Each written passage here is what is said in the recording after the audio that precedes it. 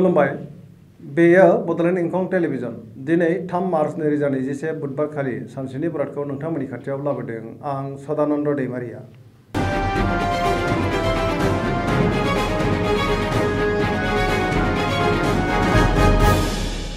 सिगां फरायथिनो लादों मेष राशि। दिनैनि साना जोबोर मोजां, गोसोखौ जोबोर गोजोननाय मोनगोन, गोसोनि बोलोआ बांगोन, देहाया दिनै मोजाङै थागोन, मोननो गोनां धोनखौ दिनै गोरलैयैनो मोननो हागोन, रांखावरियाव जोबोर मोजां, बेफार फालांगियावबो मोजां मुलाम्फा मोननो हागोन, मावनो लानाय खामानिखौ थि समावनो आरो गोरलैयैनो मावफुंनो हागोन। न'खराव बिसि फिसायनि गेजेराव अनलायनाय फैगोन, समाजाव दिनै गोबां मान आरो सन्मान मोननो हागोन, बयनिबो गोसोखौ जै खालामनो हागोन। सेंग्रा सिख्लाफोरा गोसोनि साननायखौ फोरमायलायनो हागोन आरो गोसोआ जेरै जोबोर रमान्टिक जागोन, गोसोनि साननायफोरा जाफुंगोन, जेरावखि थाङा मानो दावबायनाया जाफुंगोन, गुबुनजों बाख्नाय जानानै गोसोखौ दिनै बांसिन गोजोननाय मोनगोन, गोबां खामानि मावनो गोसो दुंखांगोन, फरायसाफ्रा फरायनायाव मोजां फिथाइ मोनगोन आरो गोसो दुंखांगोन। सरासनस्रायै दिनैनि साना जोबोर मोजां आरो मोजाङैनो बारग'लांगोन।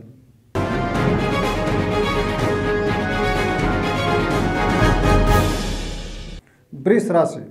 दिनैनि साना जोबोर मोजां, गोसोखौ जोबोर गोजोननाय मोनगोन, मावनो लानाय खामानिखौ थि समावनो मावफुंनो हागोन, रांखावरियाव जोबोर मोजां होनजायो, बेफार फालांगियाव जोबोर मोजां मुलाम्फा मोनगोन, आयआ बांगोन, आरजिनाय धोनखौ दोनथुमनो हागोन, न'खराव बिसि फिसायनि गेजेराव अनलायनाय फैगोन, देहाया दिनै मोजाङै थागोन, जायखि खामानि मावा मानो मोजाङैनो मावफुंनो हागोन आरो देरहासारगोन, न'खराव बिसि फिसायनि गेजेराव अनलायनाय फैगोन, सोरबा लोगोनिफ्राय मोजां खौरां मोनगोन, सेंग्रा सिख्लाफ्रा गोसोखौ जोबोर रमान्टिक मोनगोन आरो गावबा गावनि गोसोनि साननायफोरखौबो फोरमायलायनोबो हागोन, बिमा बिफानि अननाय आरो बोर मोनगोन, फरायसाफ्रा फरायनायाव गोसो दुंखांगोन।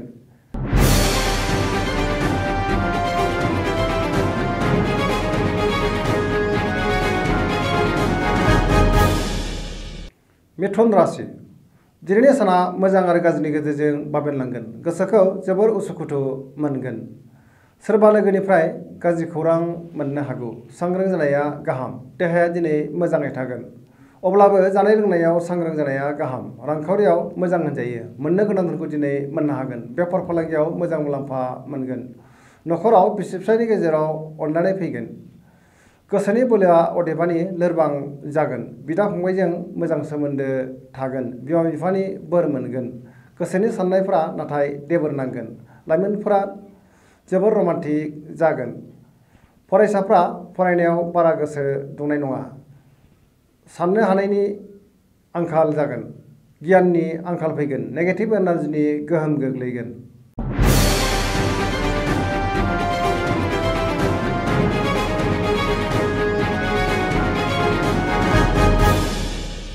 कर्कट राशि। दिनैनि साना जोबोर मोजां, न'खराव बिसि एबा फिसायजों अनजानानै गोसोखौ जोबोर गोजोननाय मोनगोन, मावनो लानाय खामानिखौ थि समावनो आरो गोरलैयैनो मावफुंनो हागोन, रांखावरियाव जोबोर मोजां, मोननो गोनां धोनखौ दिनै मोननो हागोन, बेफार फालांगियाव जोबोर मोजां मुलाम्फा मोनगोन, देहाया दिनै मोजाङै थागोन, अब्लाबो जानाय लोंनायाव सांग्रां जानाया गाहाम, गुबुननि हेफाजाब मोननो हागोन, न'खराव बिदा फंबायजों मोजां सोमोन्दो थागोन, बिमा बिफानि अननाय आरो बोर मोनगोन, फरायसाफ्रा फरायनायाव गोसो दुंखांगोन आरो मोजां फिथाइ मोननो हागोन, लाइमोनफोरनि गोसोआ दिनै जोबोर रमान्टिक जागोन आरो गावबा गावनि गोसोनि साननायखौबो फोरमायलायनो हागोन। सरासनस्रायै दिनैनि साना जोबोर मोजां आरो मोजाङैनो बारग'लांगोन।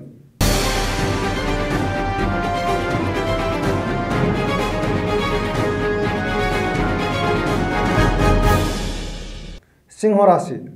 दिनैनि साना मोजां आरो गाज्रिनि गेजेरजों बाबेनलांगोन, गोसोखौ जोबोर उसुखुथु मोनगोन, मावनो लानाय खामानिखौ मावफुंनो गोब्राब जागोन, रांखावरियाव मोजां, मोननो गोनां धोनखौ दिनै मोननो हागोन, बेफार फालांगियावबो मोजां मुलाम्फा मोनगोन, नाथाय खरसायाबो बांगोन, सोरबा लोगोआ खहा खालामनो नाजागोन, सांग्रां जानाया गाहाम, न'खराव अनलायनाय फैगोन, गोसोनि बोलोआ बांगोन, गोबां खामानि मावनो गोसो दुंगोन, गोसोनि साननायफोरा अदेबानि देबोर नांगोन, समाजाव मान मोनगोन, न'खराव बिसि फिसायनि गेजेराव अनलायनाय फैगोन, लाइमोनफोरा गावबा गावनि गोसोनि साननायफोरखौ फोरमायलायनो हागोन आरो गोसोआ दिनै जोबोर रमान्टिक जागोन, फरायसाफ्रा फरायनायाव बारा गोसो दुंनाय नङा, आरो मोजां फिथाइ मोननोबो हानाय नङा। नेगेटिभ एनार्जिनि गोहोम गोग्लैगोन।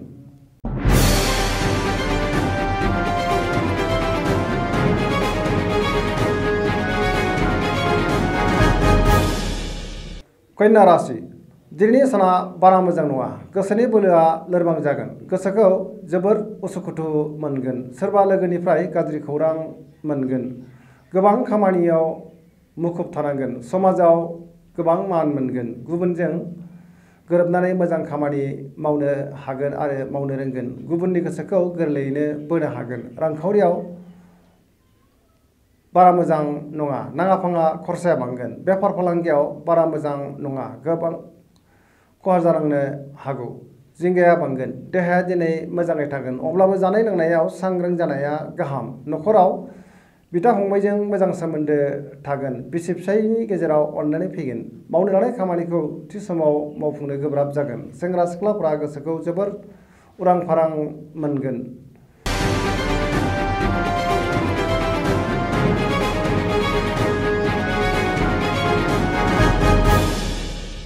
तुला राशि दिनैनि साना जोबोर मोजां। गोसोनि बोलोआ बांगोन। गोसोखौ जोबोर गोजोननाय मोनगोन। गोसोनि साननायफोरा जाफुंगोन। मावनो लानाय खामानिखौ थि समावनो आरो गोरलैयैनो मावफुंनो हानानै बांसिन गोजोननाय मोनगोन। देहाया दिनै मोजाङै थागोन। अब्लाबो जानाय लोंनायाव सांग्रां जानाया गाहाम। रांखावरियाव मोजां होनजायो। मोननो गोनां धोनखौ दिनै मोननो हागोन। आरजिनाय धोनखौ दोनथुमनो हागोन। नखराव बिसि फिसायनि गेजेराव अनलायनाय फैगोन। समाजाव गोबां मान मोनगोन। बेफार फालांगियाव मोजां मुलाम्फा मोनगोन। लोगोफोरनि हेफाजाब मोनगोन।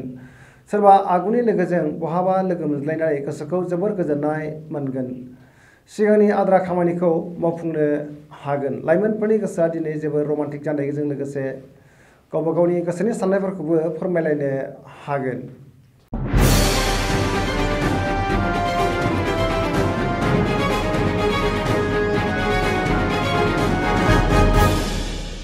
वृश्चिक राशि दिनैनि साना जोबोर मोजां। गोसोखौ जोबोर गोजोननाय मोनगोन। सोरबा लोगोनिफ्राय मोजां खौरां मोनगोन। मावनो लानाय खामानिखौ थि समावनो आरो गोरलैयैनो मावफुंनो हागोन।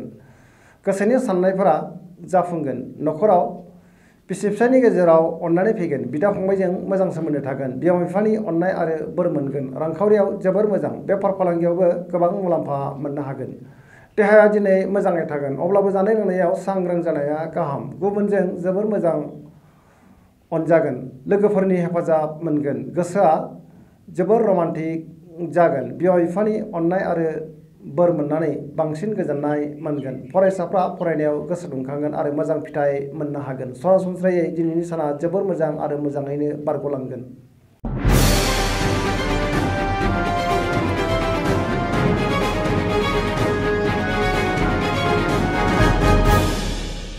धनु राशि दिनैनि साना मोजां आरो गाज्रिनि गेजेरजों बाबेनलांगोन। गोसोखौ जोबोर गुलाय गुजाय मोनगोन। सोरबा लोगोआ खहा खालामनो नाजागोन। सांग्रां जानाया गाहाम। मावनो लानाय खामानिखौ थि समाव मावफुंनो गोब्राब जागोन। गोसोनि साननायफोरा देबार नांगोन। रांखावरियाव बारा मोजां नङा। नाङा फाङा खरसाया बांगोन। बेफार फालांगियाव खहा जानांनो हागौ। देहाया दिनै मोजाङै थागोन। अब्लाबो जानाय लोंनायाव सांग्रां जानाया गाहाम। गोबां रोखोमनि जेंना जेंनाजों नुजाथिनोबो हागौ। नखराव बिसि फिसायनि गेजेराव अनलायनाय फैगोन। फरायसाफ्रा फरायनायाव गोसो दुंखांगोन।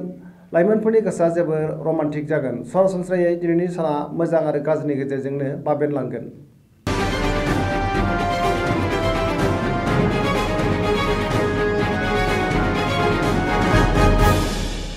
मकर राशि दिनैनि साना जोबोर मोजां।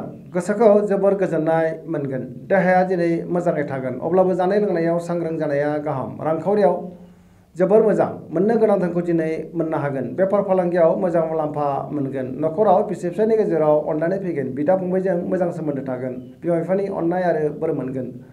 गोसोनि बोलोआ बांगोन। समाजाव गोबां मान मोनगोन। सोरबा लोगोनिफ्राय मोजां खौरां फैगोन। सिगांनि बबेबा जाथायखौ गोसोखांनानै गोसोखौ दिनै जोबोर गोजोननाय मोनगोन। गुबुननि गोसोखौ गोरलैयैनो बोनो हागोन। सरासनस्रायै दिनैनि साना जोबोर मोजां आरो मोजाङैनो बारग'लांगोन। फरायसाफ्रा फरायनायाव गोसो दुंखांगोन आरो मोजां फिथाइ मोननोबो हागोन।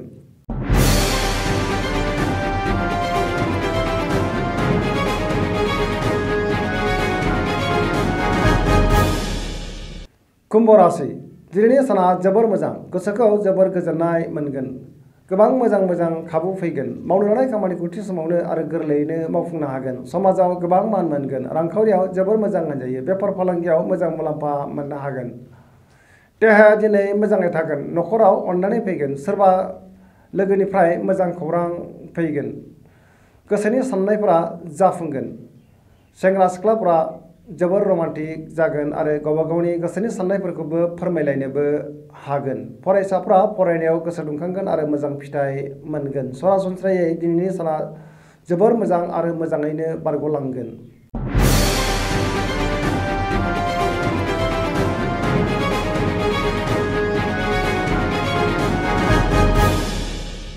मीन राशि दिनैनि साना जोबोर मोजां गोसोखौ जोबोर गोजोननाय मोनगोन गुबुननि हेफाजाब मोननो हागोन गोबां मुलाम्फा मोनगोन गोसोनि बोलोआ बांगोन गावनि गोसोनि साननायखौ गुबुननो फोरमायनोबो हागोन देहाया दिनै मोजाङै थागोन अब्लाबो जानाय लोंनायाव सांग्रां जानाया गाहाम रांखावरियाव जोबोर मोजां होनजायो मोननो गोनांथारखौ दिनै मोननो हागोन बेफार फालांगियाव मोजां मुलाम्फा मोनगोन न'खराव अनलायनाय फैगोन मावनो लानाय खामानिखौ थि समावनो आरो गोरलैयैनो मावफुंनो हानानै बांसिन गोजोननाय मोनगोन जायखि खामानि मावाबानो जोबोर सांग्राङै मावफुंनो हागोन सरासनस्रायै दिनैनि साना जोबोर मोजां आरो मोजाङैनो बारग'लांगोन।